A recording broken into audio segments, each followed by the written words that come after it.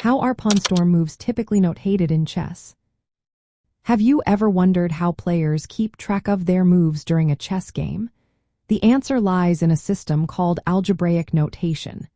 This method allows players to document their games clearly and efficiently.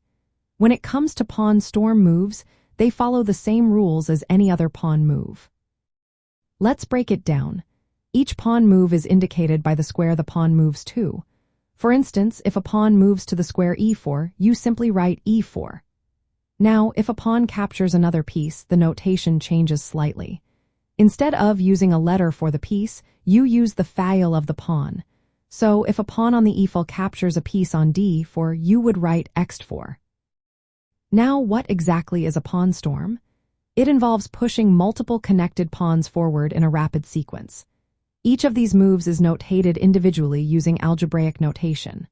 For example, if a player starts a pawn storm by moving their pawns from e2 to e4, from d2 to d4, and from c2 to c4, the notation would look like this. First, e4, then d4, and finally c4. Understanding how to notate these moves is essential, especially when discussing pawn structure exploitation and king safety. A pawn storm can create weaknesses in the opponent's position while also opening lines for your pieces. However, it can also expose your king if you are not careful. By accurately notating these moves, players can analyze their strategies and learn from their games. This is especially important in high-stakes situations where every move counts. The notation helps players review their games later, allowing them to see what worked and what didn't.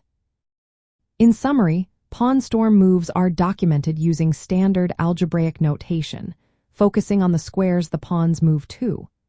This system not only aids in clear communication, but also helps players analyze their strategies effectively.